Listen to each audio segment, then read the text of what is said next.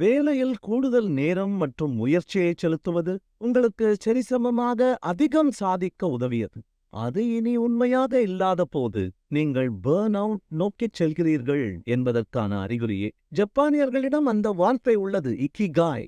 ஆனால் அதற்கு எதிர்மறை வார்த்தை அவர்களிடம் இல்லை. விந்தைதான், ஏனெனில் அதுதான் மிக பொதுவான உணர்வு. அதற்கு நான் கண்டறிந்த மிக அண்மையான வார்த்தை ஆன்வி என்பதே. இதற்கு சில மருந்துகள் உள்ளன. முதலில் அதை நீங்களே ஒப்புக்கொள்ளல் வேண்டும். அடுத்து அதை ஒரு நேசமான நண்பருடன் பகிருங்கள். பிறகு எல்லைகளை அமைக்க ஆரம்பியுங்கள் மற்றும் வாழ்க்கையில் நீங்கள் மீண்டும் கட்டுப்பாட்டுக்குள் கொண்டு வரக்கூடிய சிறு சிறு தொகுதிகளை அடையாளம் கண்டடையுங்கள். ஆனால் உங்களுக்கு இன்றைய காண்பொழியில் மிகவும் அதிர்ச்சி அளிக்கக்கூடிய பகுதி, நான் இதை கண்டெடுத்த புத்தகமாகவே இருக்க வேண்டும். இது ஒரு மென்பொருள் பொறியாளராக வாழ முதல் ஆண்டு வழிகாட்டி. எண்ணி பாருங்கள், முதல் ஆண்டிலேயே ஆண்டி